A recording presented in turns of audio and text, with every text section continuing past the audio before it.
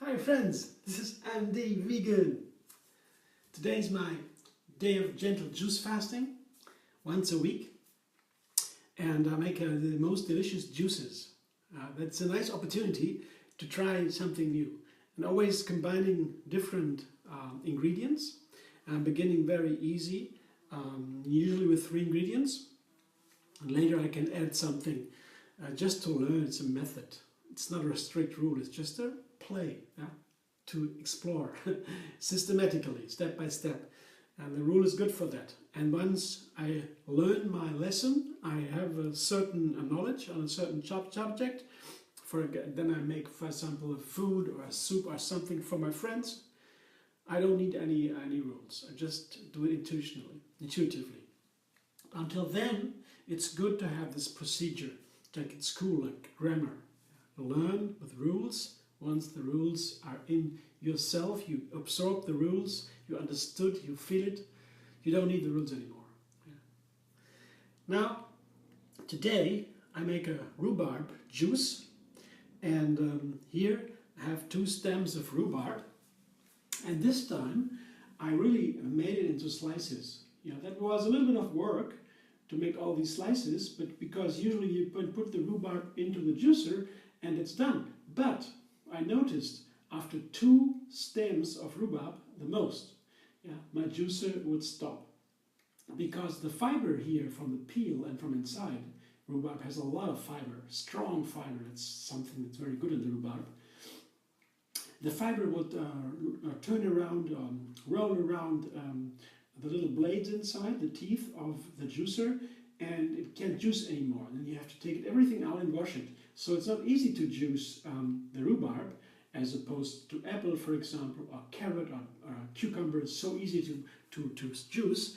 And I will see if that works better, because I thought if the fiber is only very small, not long, how would they roll around something? So let's try.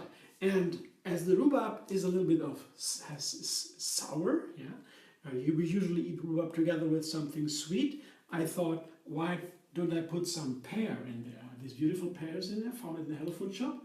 I don't need to peel them or to core them. Doesn't really matter, because the core is healthy. You see, there's nothing inside that would be bad, like mold or worms or something. Bad for the worms to eat them, not for me. Maybe a little bit meat, okay. But okay, don't let's get deeper into that subject. No, of course I don't eat worms. No. And the third ingredient are the sweet. We have sweet and sour, and then we have I have a lemon. And that is it came to me for a certain reason, because we know the rhubarb has oxalates. Oxalates, that is an acid or a salt that has some problems for the system. There are 2 main problems with oxalates. First, they keep the body from taking nutrients in. The oxalates prevent the body from taking nutrients in. Not from nutrients from other fruit, but only nutrients in that specific fruit. For example, here the rhubarb, or in spinach, also high in oxalates. You cannot absorb so nicely the spinach ingredients, nutrients. The other effect is, that is not too bad, because you can always add other ingredients, like the pear, for example, or if you have the spinach, you can add some sesame seeds, then you have your nutrients. The nutrients you cannot absorb from the rhubarb or from the spinach. But the second effect from the oxalates is they're building kidney stones in the body, or gallbladder stones, and that can be quite unpleasant. That can be very painful.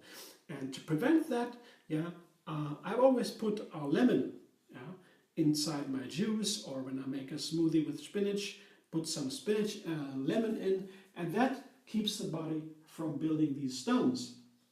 So it's good to combine. I mean, if you don't eat that much, it really doesn't matter. I mean, if you're very sensitive, you should be careful. But I always eat my rhubarb in the springtime, It's one of the first plants out there in the garden, and the kid, we always had them from the stem directly. You don't eat the leaves. The leaves of the rhubarb, they have lots of oxalates, but the stems not so much. So the stems are okay, and we always ate the stems. You can't eat the leaves. They are really disgusting.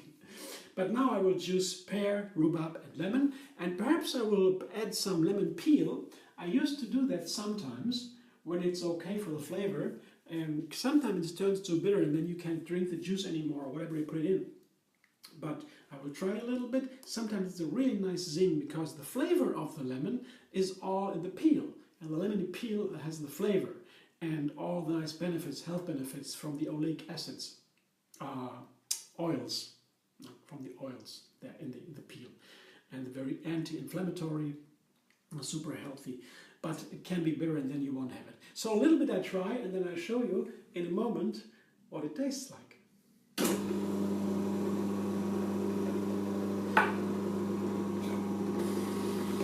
Here, my rhubarb juice with a pear, and I have almost a liter.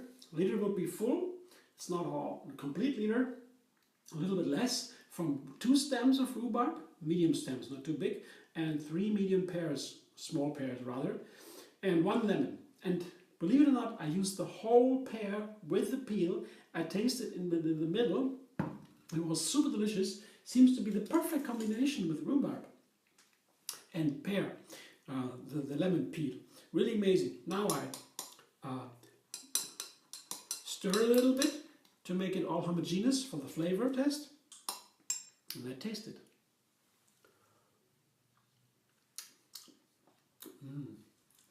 Super. Nice, a little bit sour. It's very nice that the rhubarb, together with the pear, it's delicious, really. And the flavor of this lemon peel, also not bitter at all, nothing. It's wonderful. And then just lemony. And look at the color here. It's a wonderful rosy red color. Yeah. Beautiful and creamy it is, the juice here, the thick juice, creamy, and it was so easy to juice it with the slices of the rhubarb. See what it looks like? Isn't that nice? Yeah, I will do that again definitely. I will now always slice my rhubarb when juicing. Then there's no chance for the long fibers, because that is the problem with the rhubarb and juicing. The long fibers, all the way they go through the whole stem. They can't go around something now when they are so short. That's the easy trick. I didn't think of it before. You'll learn more and more whatever you do. At least I feel that. Okay, thank you for watching. And if you'd like to join the Tree Yoga Moon Fasting group on Facebook, you are welcome. Just apply, and someone will certainly ask you welcome, say welcome, come in, and then we can always juice and fast together. You can watch the others, or there's a moon calendar on the website, on the Facebook site. You can download or look at it. You know when the best moon fasting days are. It's in the general, it's once a week, and it's a wonderful time because I feel also energized. I have all the nice juices, and it cleanses out. Especially rhubarb is a super cleanser, very nice, and that's why all the plants they come into the springtime. In the first, they usually are like very good for cleansing. After the winter time, when all the system is full with leftovers from the winter, we don't move that much, more in nature than in the city, of course. But the more you live in the nature, close to nature, the more you're accustomed to the seasons. And in the wintertime, it would be more passive usually, and so the system is a little bit cluttered.